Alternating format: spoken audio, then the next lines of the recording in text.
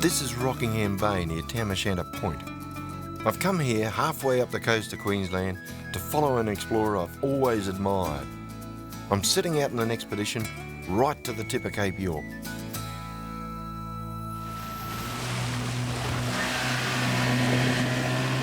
When I was a kid at school learning about this, I never dreamed that one day I'd actually come here.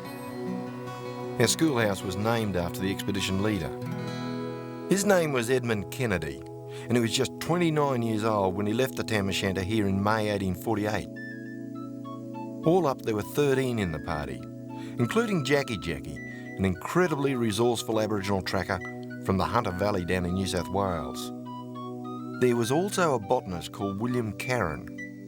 A lot of what I've found out about the expedition comes from the journal that he kept along the way. How Kennedy became a national hero and why 10 blokes died is what I want to find out by following their route. This expedition became one of the biggest disasters in Australian exploration history.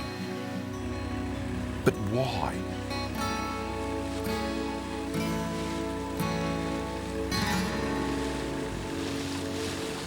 From the minute he got here, Kennedy realised that he had a real problem. You see, back in that era, the map makers had told him that this country here was all flat and lightly wooden and all the rest. Of course, it's not. He wrote in his journal that a more vile country had never stared him in the face before. Well, I don't think it's real vile. In fact, a whole bunch of Australians come up here for holidays. But you've got to remember what Kennedy was trying to do. Imagine walking 2 drays and 100 sheep through this sort of country. No wonder he was absolutely staggered by it. Well, if you thought this was crook, it was worse to come.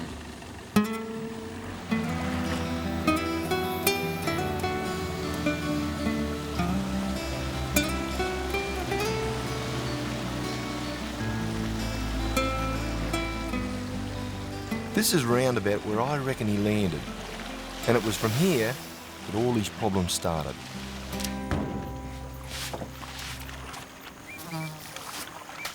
For the first few weeks, Kennedy travelled up and down along the coastline. He's just trying to find a way inland. Imagine trying to get through this stuff with 28 horses, 100 sheep, 4 dogs and a bunch of carts. Ridiculous gear for this sort of country. In this part of the world, coastal rainforest and mangrove often forms a barrier to anyone trying to get through.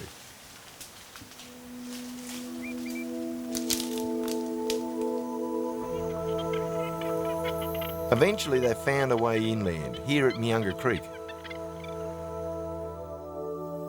The idea was to make their way up the east coast of Cape York and get resupplied with a ship along the way, and then turn around and come back down along the west coast. Back in those days, rainforests like this stretched for hundreds of kilometres along this part of the coastline. Dragging carts through this sort of stuff would have been a real pain for him.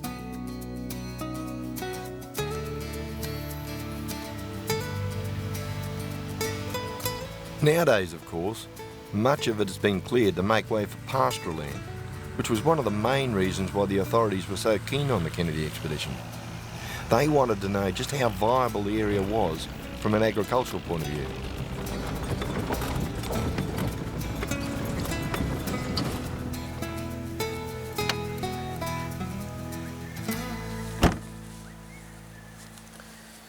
As far as we can judge, this is about the spot where Kennedy dumped his carts. He stood here and he had to look over that way there, and of course back in those days it wasn't clear like it is today. It was all scrub country. He's actually about only 20 kilometres inland, and it's taken him 10, 11 days to get here. Why? because he had to cut a road all the way to get those carts through that scrub country. Well, finally the penny dropped. Get rid of the carts, he reckoned. That's where he dumped them, down that creek there. But when he stood on this knoll here, took his compass bearing up the Tully River Gorge there, you can see behind me, and had a look at the mountains and said, there's no way in the world I'm going to get them up there. Just take a look at them.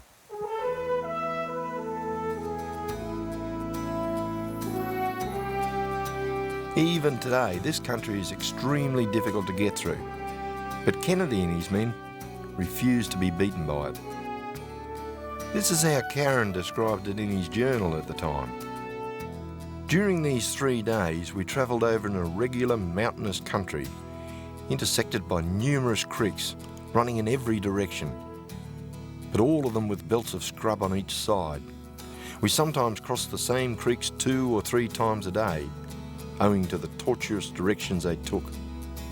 And our clothes were kept wet all day. Some of the rivers too had very steep banks, which presented other obstacles to the progress of our horses. Between the creeks, small patches of open forest land intervened, with large blocks of rock scattered over them.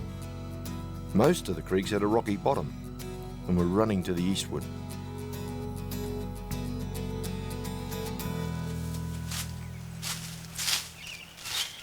But eventually they broke out to more open country. They were coming into contact with the local Aboriginals all the time. Mostly there were no problems, but on at least one occasion, the expedition opened fire on a hostile group, and at least one Aboriginal was killed. Now it's possible that this news spread rapidly ahead of them, and may well have had a bearing on what happened to Kennedy later on. As the expedition moved through this country, the Aboriginal people who lived here were obviously keeping a pretty close eye on them. On this rock wall behind me, you can see this rock art, and it's a horse. Here we've got the neck, a pair of ears going up here, the head, and even a pair of reins racing off into the air there. So somewhere along the line, they've seen horses moving through this country. Now, whether this horse was one of Kennedy's, I don't know, but obviously impressed the local Aboriginal people. I don't know, somehow the idea that this horse was one of Kennedy's, it's got some appeal to me. Perhaps it is. Now it's been suggested that some of the men were on pretty intimate terms with the local women without Kennedy knowing about it, which is not a real good way to go travelling around the countryside.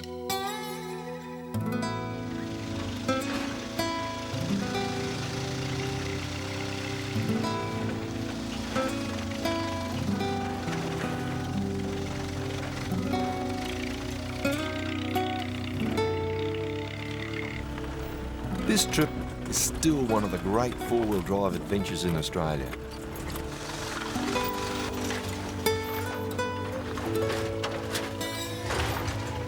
The track I'm on now is roughly about halfway up Cape York Peninsula.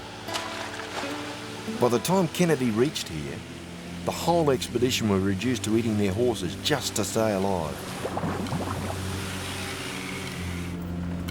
With almost no food, the men and the animals were getting sicker by the day from malnutrition and diarrhoea and, of course, malaria.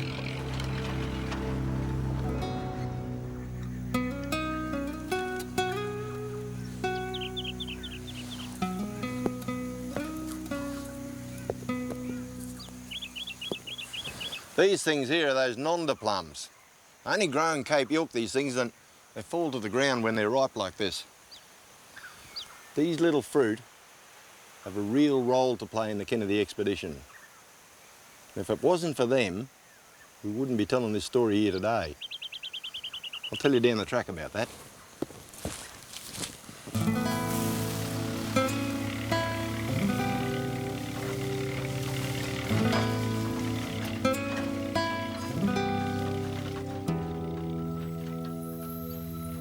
Kennedy was desperate to get to this spot in Princess Charlotte Bay so that he could meet up with a resupply ship called the Bramble. But he couldn't make it because the rivers and the creeks and the mudflats, they all stopped him getting through to the coast.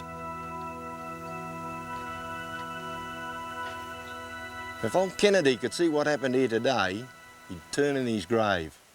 It took him 4 months of struggle to get here. I've done the same trip in that motor car in 4 days.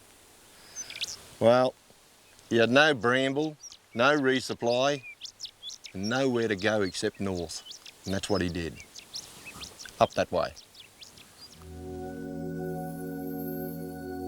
Waymouth Bay was to be a turning point for the whole expedition.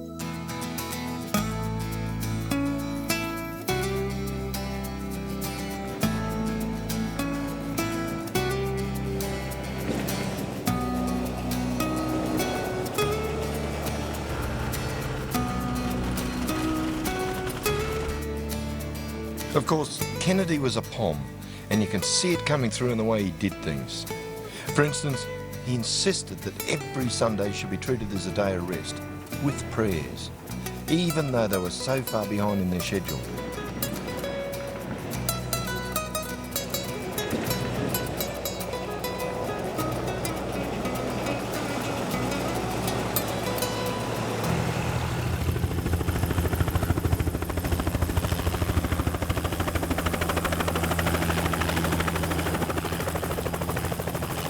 By the time they got here, Kennedy realised they were in deep trouble.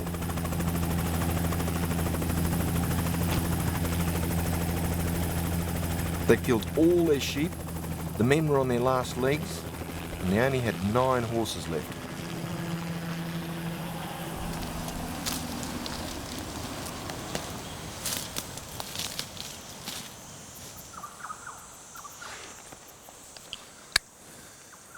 This location is extremely important from the Kennedy expedition point of view because this is the spot here where he put Camp 80, LXXX. That's how he used to write his camp numbers on the tree in Roman numerals. It's a very remote part of Australia. There's no roads around here, and to get here you either hoof it on foot for miles and miles or get a helicopter like that. I know this is the right spot because firstly they give us a latitude, and secondly they tell us something about the creek line. Come and have a look at this.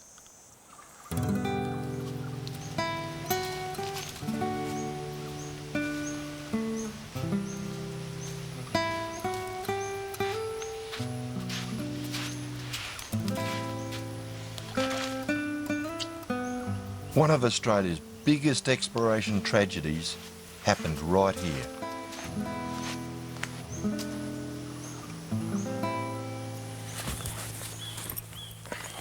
This little sandy bar here is exactly the way Karen describes it.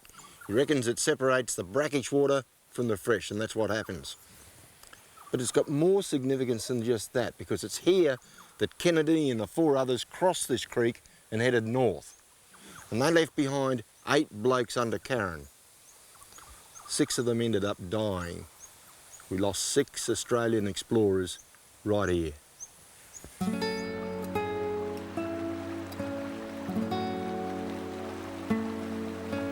When you look around here, it appears terrific. But these blokes just didn't understand the bush.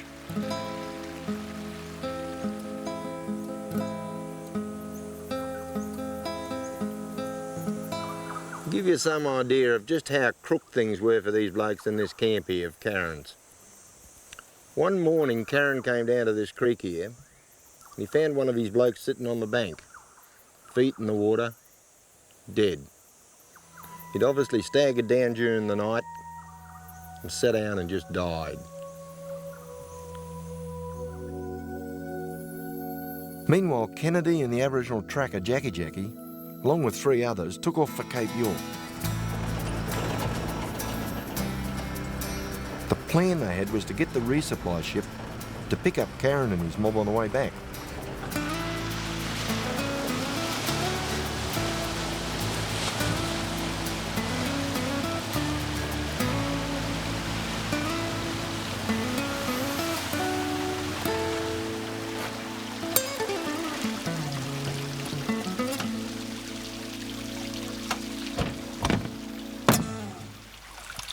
Really got to take your chances when they present themselves in this country.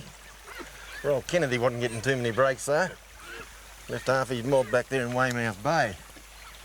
If you thought that was bad, there's a lot worse to come yet.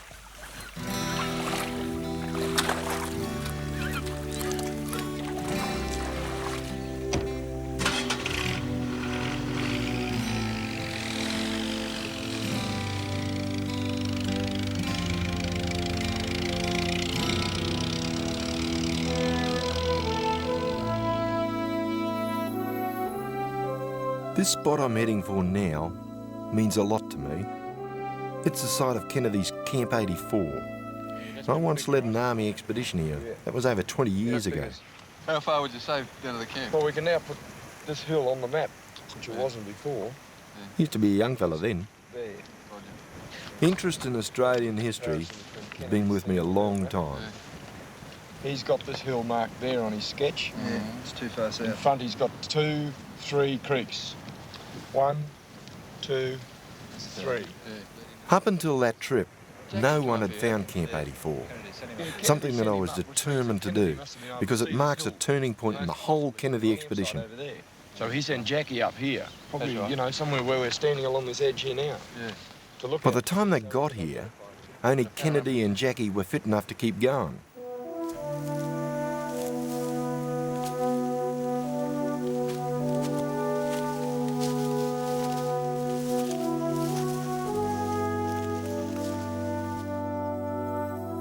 It certainly feels a little bit weird climbing the same hill after all those years.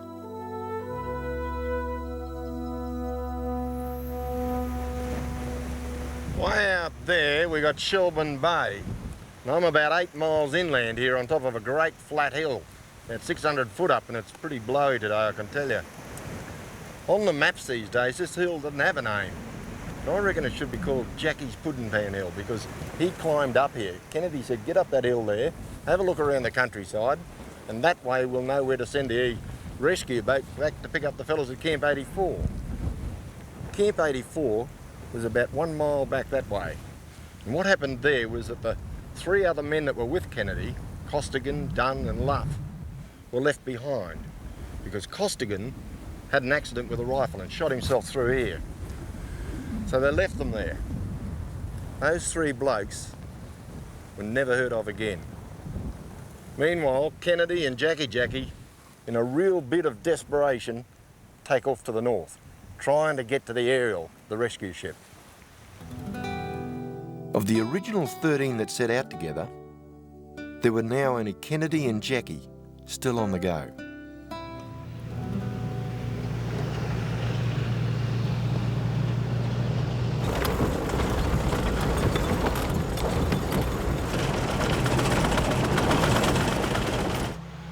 The 2 men were now almost totally dependent on each other. At one stage, Jackie fell into a bog, and Kennedy helped him out, and later on, Kennedy was crooked, and so Jackie carried him for over 2 miles.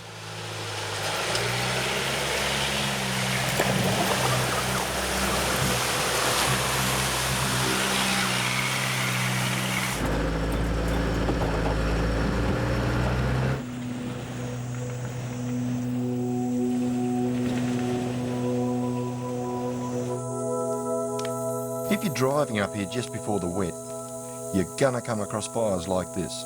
And they look very destructive, especially when they take out fully grown trees, but they're invaluable in keeping the bush healthy. This tree here could do someone a real damage, especially at night time.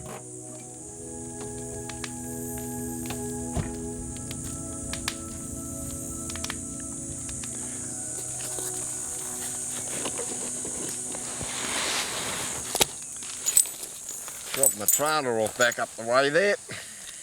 Might be just as well I did too. This sort of thing here, burning off of the country, happens every year up here in Northern Australia. Been going on for years and years, since day one.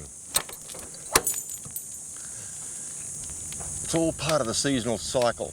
Get rid of all the ground cover, the litter and the grass and the dead leaves and everything, clear it all out just before the wet season comes. Rain comes along, dumps down, and suddenly all the grass jumps up all fresh and new, and the whole cycle begins over and over again. Get rid of this log.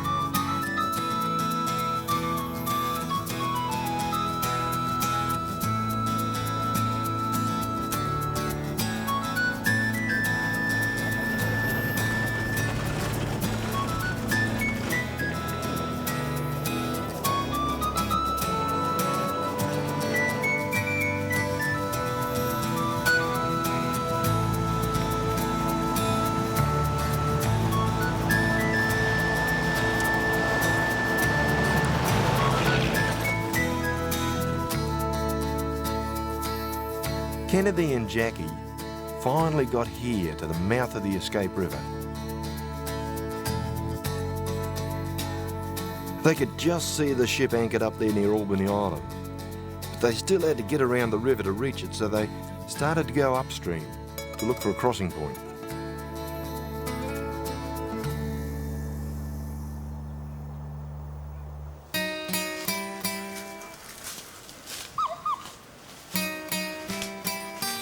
Kennedy and Jackie had gone about half a mile when they came into contact with one of the fiercest local tribes who tracked them for the next day and a half.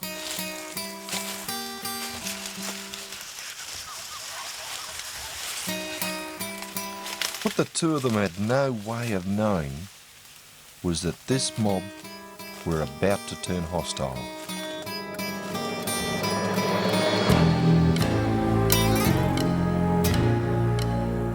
Jackie only survived by firing his gun at the attackers.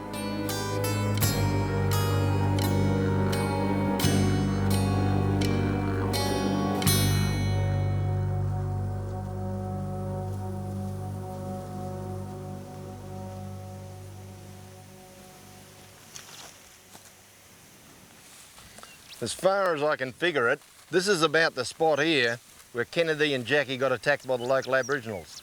They'd been following them up for some time and they were very concerned about it, and then finally, late in the afternoon, the attack happened and Kennedy, he was speared almost straight away. The reason why I think this is the spot is because Jackie gives us an excellent description. Not only that, but he comes back 12 months later with another group of people and brings them in here and says, this is where Mr. Kennedy got killed. And they've written all the details down. Apparently, there were 3 of these anthills here in those days. And in this whole plain today, there's only one.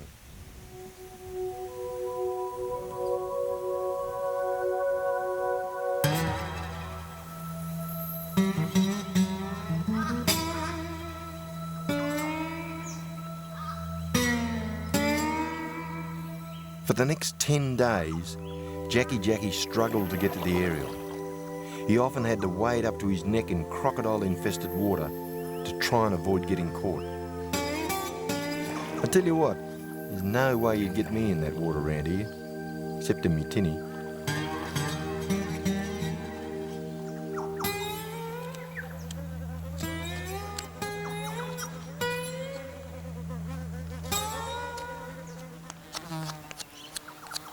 Lost the bung out of me boat down the track there a bit, so carved up a replacement out of a bit of bushwood here. See if it works in a minute. I guess you really got to ask yourself the question, what did Jackie live off for those 10 days when he's trying to get through to Cape York? Obviously he couldn't use his gun. After all, he's trying to keep a low profile and he doesn't want to draw attention to himself, so what did he eat? Well, he tells us. You remember way back down the Cape there, I showed you that nonda plum. This thing here, well, it grows up here as well. That's what he survived off, nonda plum, for the 10 days. Just wonder how we'd get on if we didn't have that up here. How Jackie'd get on. Anyway, see if this works.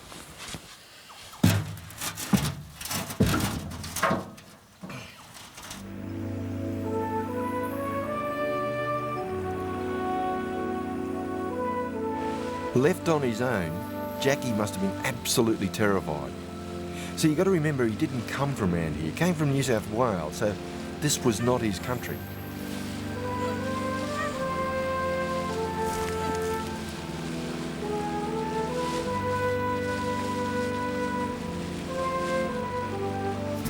Jackie kept on going until finally in December 1848, he staggered out at the rendezvous point and he made contact with the aerial. He was the only man from the expedition to actually make it to the top. Of the original party of 13, only 3 survived. Jackie, the botanist William Carron, and a bloke called Goddard. And what of Jackie? He was hailed as a national hero, and rightly so. He'd done all he could to help them survive and defended Kennedy to the very end. To my mind, he's one of the great figures in exploration in Australia.